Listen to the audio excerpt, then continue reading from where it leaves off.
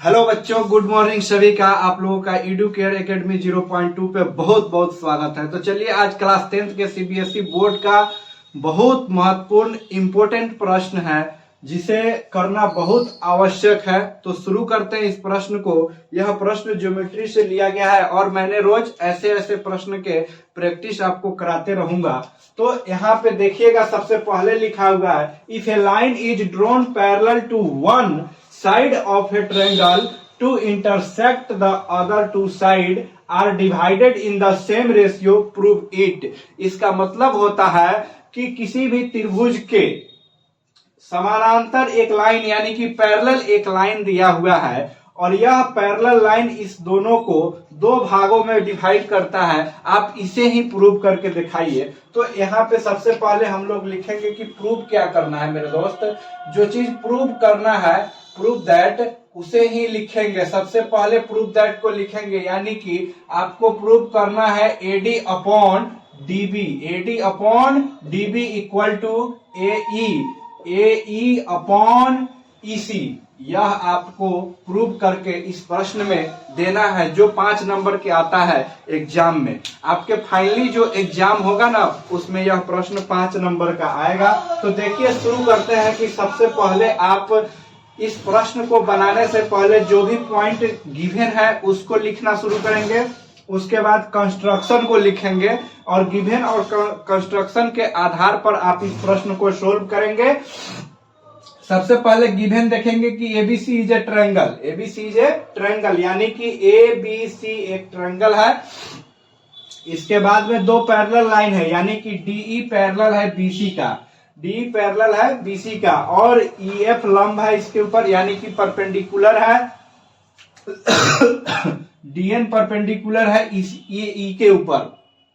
तो देखिए, शुरू करते हैं कि इस प्रश्न को बनाते कैसे हैं और इस प्रश्न में बच्चों के बीच में क्या कंफ्यूजन होता है।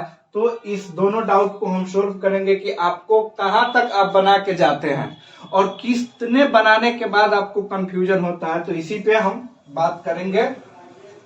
चलिए देखते हैं कि ट्रायंगल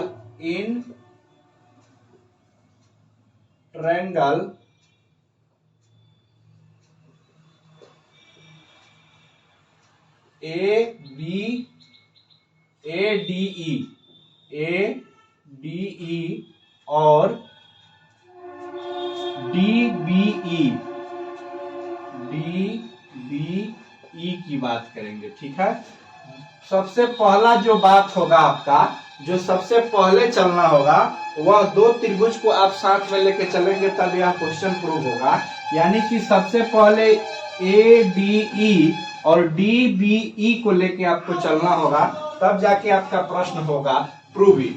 अब प्रूव करने से पहले आपके दिमाग में आइडिया आ रहा होगा कि आप करेंगे इसमें क्या, क्षेत्रफल के हिसाब से करेंगे, एरिया के हिसाब से करेंगे, कि उसके बाद में आप किसी ऐसे थ्योरम को लगाएंगे जो आप डायरेक्ट इसको प्रूव कर सकते हैं। तो नहीं, एरिया के आधार पे जब आप चलेंगे तभी जाकर के इस प्रश्नों को आप बना पाएंगे, अदरवाइज यह प्रश्न नहीं बनेगा। तो यहाँ पे लिखेंगे कि area of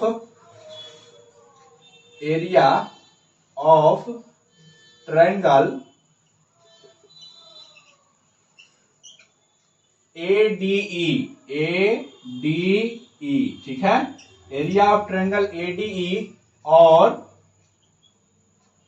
area of triangle DBE। बड़े ध्यान से देखिएगा इस प्रश्न को कि हम बनाते कैसे हैं। तो सबसे पहले ADE के एरिया निकालिएगा तो 1/2 बेस इंटू हाइट लिखना पड़ेगा आपको।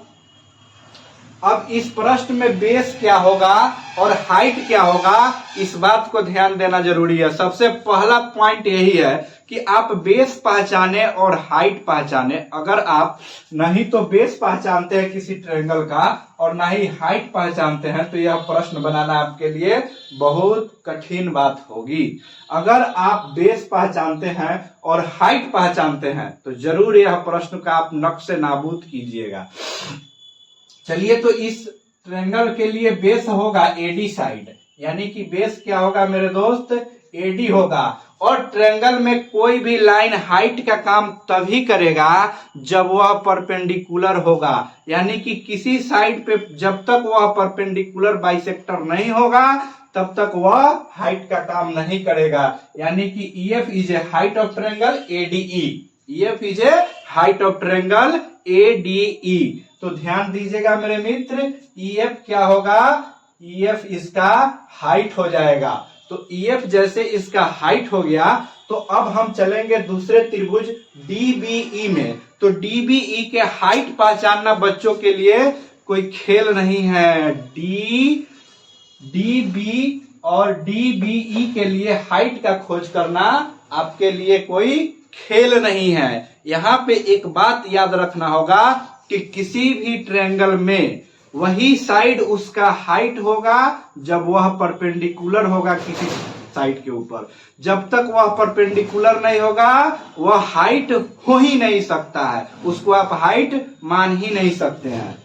तो इस ट्रायंगल ADE तो यहाँ पे दिख रहा है मेरे दोस्त, यहाँ हाइट क्लियर करना सबसे लफड़ा का सवाल होता है। प्रूफ तो आपको बहुत सारा मिलेगा, लेकिन प्रूफ ऐसा चाहिए ना जो आपके कंफ्यूजन के आधार पे बना हुआ हो। तो इस ट्रायंगल के लिए हाइट का काम EF करेगा, क्योंकि यह बेस साइड जो है, बेस साइड पूरे ट्रायंगल के लिए यही AB ही बेस माना जा रहा है। तो बेस पे जो परपेंडिकुलर होगा, बेस पे जो परपेंडिकुलर होगा वही इस ट्रायंगल का हाइट होगा। तो ध्यान रखिएगा 1/2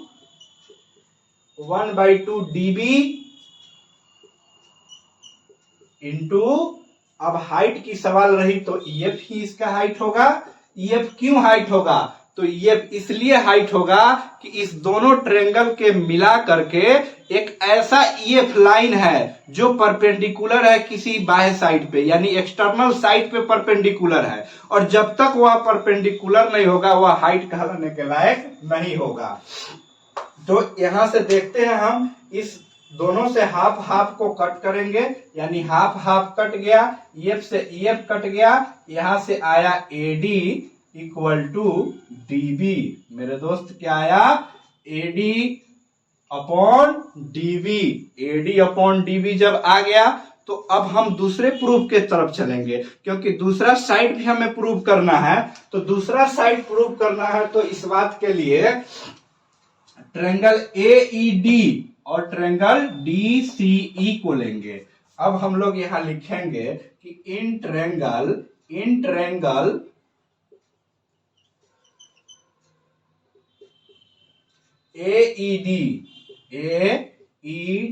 और ट्रायंगल DCE और E। अब इस ट्रायंगल में जब हम लोग बात करेंगे तो उसी प्रकार जैसे पहले वाले ट्रायंगल में किए हैं, इसके एक साइड को बेस और परपेंडिकुलर को हाइट मान करके काम करेंगे। मेरे प्यारे मित्र और मेरे नादान साथियों, जो आपको हाइट का पता ही नहीं चलता है, इस प्रश्न में बहुत यह सोचने वाली बात है कि इसे हाइट हम माने कैसे। तो त्रिभुज का ही, ट्रायंगल का ही प्रॉपर्टी कहता है मेरे दोस्त कि ट्रायंगल में कोई भी साइड हाइट तभी हो सकता है जब वह किसी एक कोण से, यानी किसी एक एंगल से दूसरे साइड के ऊपर परपेंडिकुलर होगा, यानी कि विदाउट परपेंडिकुलर नॉट हाइट। ठीक है, हाइट होने के लिए उस साइड को परपेंडिकुलर होना ही चाहिए। तो अब यहाँ पे लिखेंगे कि एरिया ऑफ ट्रायंगल के फॉर्मूला से 1/2, बेस के जगह पे यह AE आ गया, बेस के जगह पे क्या आ गया, AE आ गया, इंटू, और बेस के जगह पे AE आ गया, तो हाइट इसका होगा ना भैया, परपेंडिकुलर साइड DN है, तो लाइए DN को ला दिए। उसके बाद देखेंगे यहाँ पे कि इस ट्रायंगल में क्या खेल है। तो खेल यही है कि इस ट्रायंगल में भी बच्चा को यह हाइट पता नहीं चलता है कि ट्रायंगल तो यहाँ है, लेकिन इस साइड को सर हाइट क्यों मान रहे हैं आप, क्योंकि यह एक्सटर्नल साइड पे परपेंडिकुलर है। तो मेरे मित्र, एक्सटर्नल साइड पे परपेंडिकुलर है, लेकिन वह एक्सटर्नल साइड जो है उसी साइड का ना एक्सटर्नल है जिसपे आपका यह ट्रायंगल बना है। तो उसके वर्टेक्स से उस साइड पे जो आया है परपेंडिकुलर, वही उसका हाइट होगा, वही उसका हाइट होगा। तो यहाँ पे देखेंगे कि 1/2 अब यहां से ईसी साइड को इसके लिए हम लोग बेस मानेंगे, ईसी को बेस मानेंगे और इसी साइड को ईएफ को ही इसका हम लोग परपेंडिकुलर मानेंगे। तो ईएफ हो गया यहाँ पे। तो अब यहां से जब यह दोनों साइड कटेगा तो क्या आ जाएगा, डीएन से ईएफ की जगह पे डीएन होना चाहिए, ईएफ इसका था पहले वाला का, तो डीएन हो गया, डीएन से डीएन कट गया, यानी एई अपॉन ईसी आ गया, आया ना, ई अपॉन ईसी। तो अब कहता है कि अब आप प्रूव करके दिखाइए कि किस प्रकार से यह रेशियो दोनों बराबर है। तो मेरे मित्र हम यहां पे लिखेंगे कि इन ट्रायंगल ए डीबीई बराबर इक्वल टू बोलेंगे उसको डीसीबी। अगर यह दोनों ट्रायंगल आपस में इक्वल है, दोनों ट्रायंगल आपस में इक्वल है, दोनों ट्रायंगल एकदम आपस में इक्वल है, क्योंकि दोनों साइड के बाइसेक्टर के सहारे और एक्सटर्नल साइड के सहारे ही बना है और दोनों का कॉमन पॉइंट यही है। तो क्या यह दोनों ट्रायंगल आपस में इक्वल नहीं होगा? जब यह दोनों ट्रायंगल आपस में इक्वल हो गया तो यह दोनों साइड का रेशियो भी आपस में इक्वल ही होगा, इक्वल ही होगा। यानी कि फ्रॉम इक्वेशन, यहां पे आप लिखेंगे फ्रॉम इक्वेशन मेरे मित्र, from equation 1 and 2, from equation 1 and 2, तो triangle DBE equal to ECE, DCE दोनों जब आपस में इक्वल है, दोनों जब आपस में इक्वल है तो इसके साइड का रेशियो भी इक्वल होगा, यानी कि AD upon DB equal to AE upon AC, AE upon EC। यहां पे आप लिख सकते हैं हैंस प्रूफ। अगर मेरे